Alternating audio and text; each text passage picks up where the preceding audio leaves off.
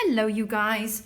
So today we're going to be drawing this guy over here. He is called Toad from Mario.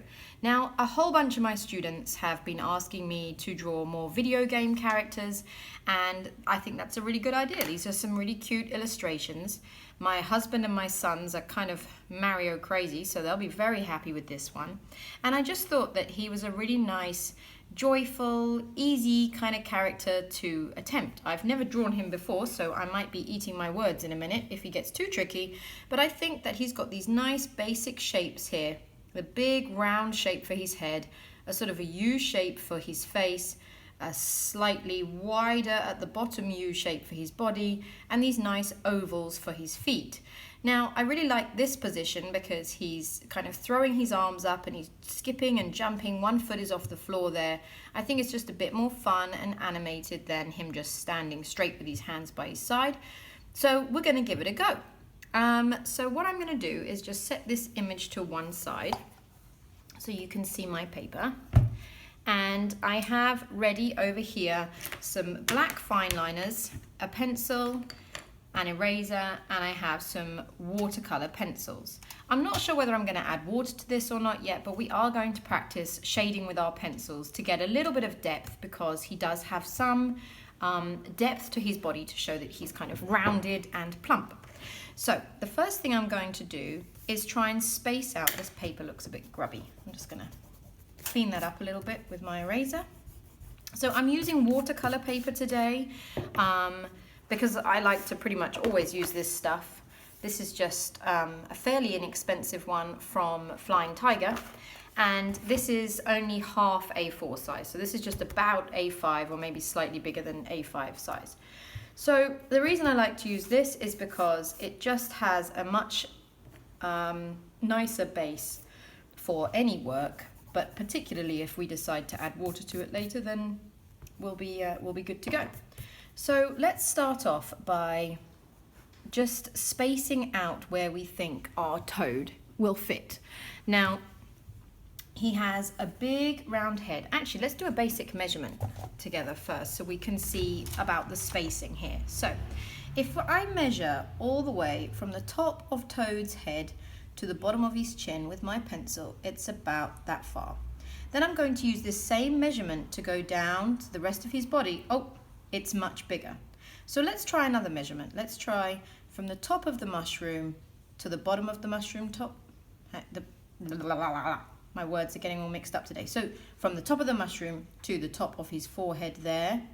And then let's have a look at that. That's about the same size as his body to halfway down his shoe.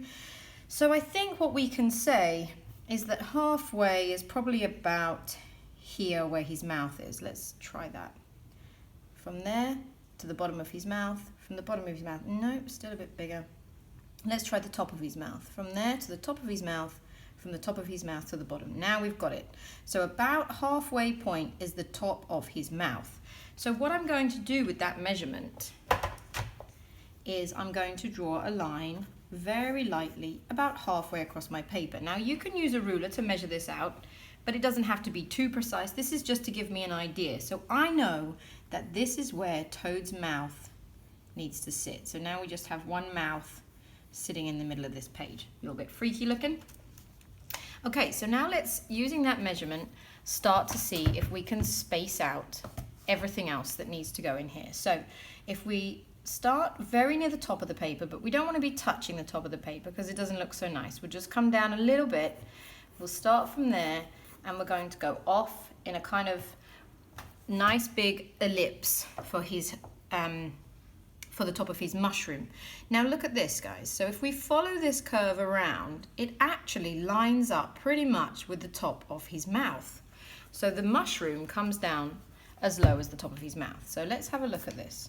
We're starting here, and it's not quite a circle, it's more of an ellipse, which means it's kind of a squashed circle. I'm not sure how well you can see that, because I'm working quite lightly at the moment. Let me see if you can see. Not very well. So here, this is what it looks like at the moment. I've got this nice big oval or ellipse And now the next part we have to do is the U shape for his face. Now this is going to go past the edge of the mushroom and come down a little bit lower than his chin, a little bit lower than the mouth.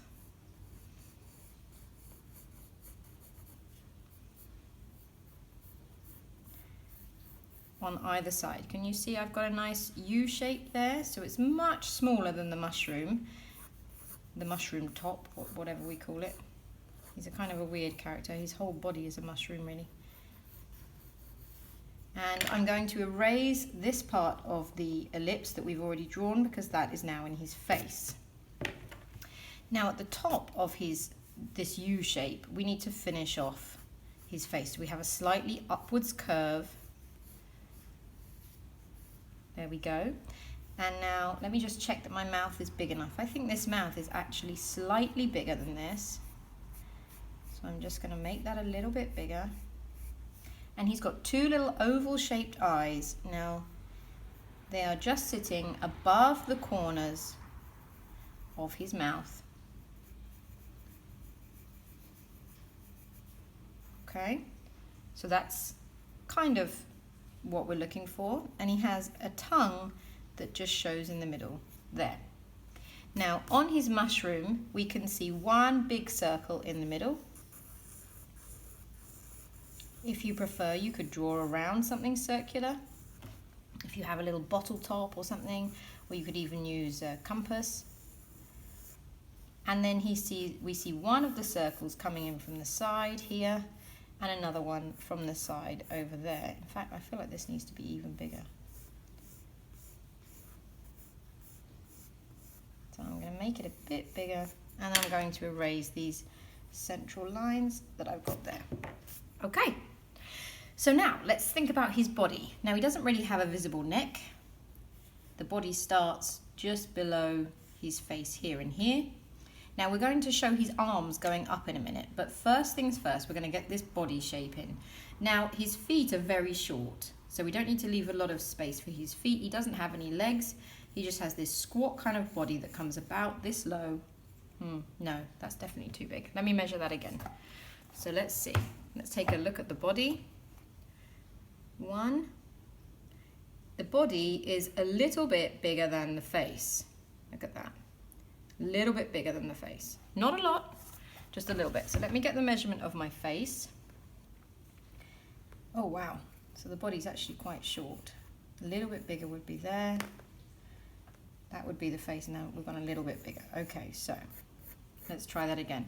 We're starting a bit narrower and we're going out to a nice sort of fat part at the bottom there. I'm going to just remove all of my extra lines so it's not confusing you guys. I'm just going to zoom you in so you can have a really good look at that.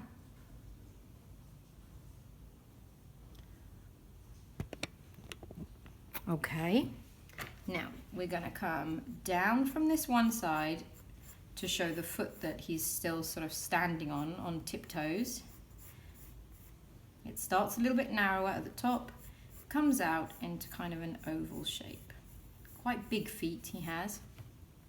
And then the other foot, I'm going to just curve that body up slightly there because he's lifting his leg and he has an oval that's kind of on its side like this. Maybe a bit more narrow at one end, a bit wider at the top because he is jumping up for joy. Here we go. And he has another similar shape just sitting inside, which is like a lighter color brown. That's the sole of his foot or his shoe, whatever this is. Okay, now halfway up his body, no, let's say 2/3 of the way up his body, he has, I don't know, it looks to me like he's wearing a big white pair of pants or a diaper or a nappy. He's got this big line here, and then he has his bare chest, and he's wearing a little waistcoat, a bit like Aladdin. So we're going to come down from there, overlap where the line of this is, a little bit further down, and then back to the side. And we're going to erase that line that's on the inside there. And then we're going to give a little trim because this is yellow and then blue. And the same thing on the other side. comes all the way down to where his shoe is. Erase that line.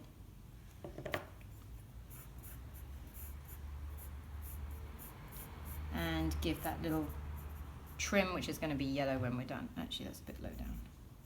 Let's show that bit too. So let's get his arms in. That's pretty much all we have to do now.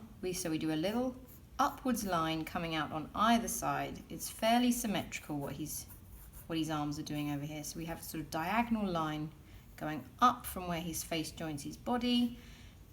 We have a thumb going off that way, and then 4 fingers he has here. So let's do the rest of the arm before we do those fingers. So a bit narrower at the wrist, nearly got my words wrong again, and a bit wider where it joins his body. Let's start there again with the wrist. Come down, let's get that little thumb. Actually, I'm just going to make that thumb maybe a little bit smaller. I feel like it's not quite as big as I've drawn it there.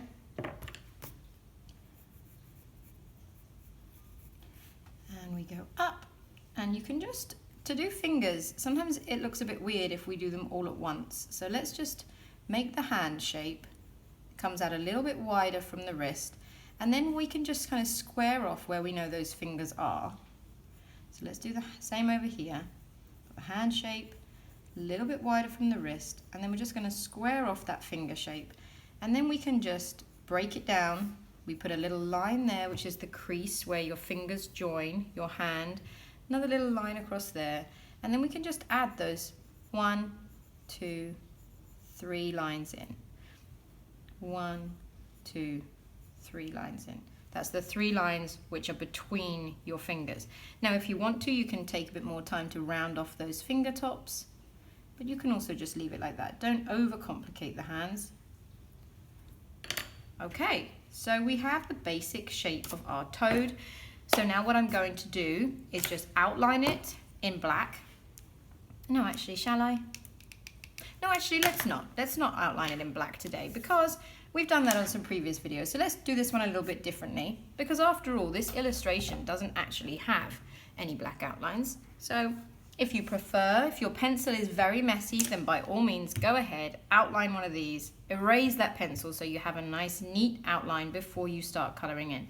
What I'm going to do is just work straight with these pencils onto here. So I'm going to be outlining in the color that I need for that particular area. So where I have a brown shoe, I'm going to outline in brown before I start coloring in. But first things first, before I do that, I'm going to take away some of my pencil lines. You won't be able to see this very well over the camera, I'm afraid, but I'm going to be taking off some of the darker pencil lines so that I can see a very faint outline of where I want my toad to be. Now that's because I don't want my grey pencil to be showing through and mucking up these colours. So if I've got somewhere that's very light, for example his face, I feel like this needs to be a bit fatter actually. If I have somewhere very light like his face, I don't want all those grey pencil lines to show through and dirty up the skin colour that he has. So I'm just going to go over all of the areas I've done, being careful not to erase everything because I still want to see my toad, but I'm going to make everywhere a little bit lighter. Okay, so grab your pencil colours or marker pens if you prefer. You could even use paint for this, and let's colour this guy in. So I'm just erasing that pencil so I have that very faint outline left of toad. I'm going to use my black marker here to fill in the eyes because otherwise it might get a little bit messy with watercolour pencil. I'm using a very light grey to outline his mushroom top head, and the same thing with his what looks to me like a big pair of white pants. Just outlining in the colour that I'm going to use to fill in that area to keep everything nice and neat. So instead of just trying to colour in and risking going out of the shape and making a big old mess, it's always safer just to colour that in first, to outline that first. So I'm using a sort of a very light brown to outline his legs, and then I have a kind of a this peachy colour which is a bit like his skin tone in my Aquarelle crayons, which is like a watercolour pencil but just a crayon basically, and then I'm adding some shadows in a very light brown just over the top of his skin colour.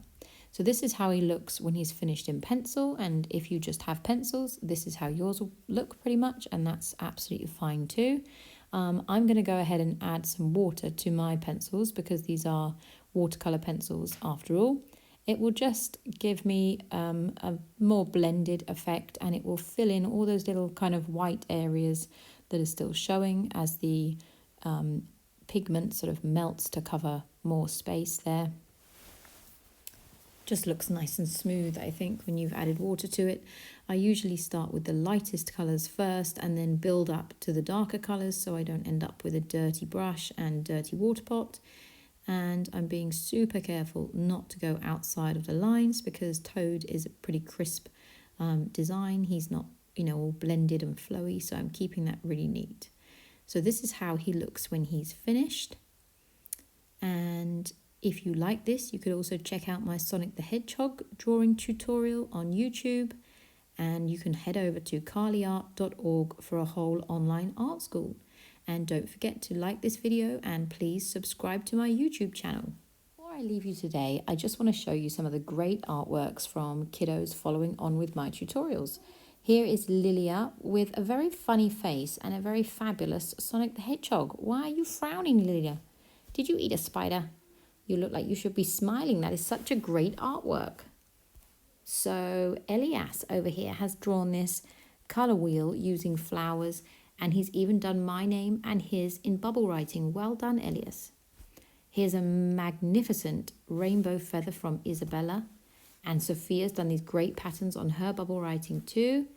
A Sonic the Hedgehog head from Jamie, a yellow submarine from Herman, some lovely rainbow feathers from Silka using watercolours, and last but not least, we have Liam's very cool robots. I love how one of them looks like he is standing on a space hopper over there. Keep that work coming, guys. I love to see what you are all creating. See you next time.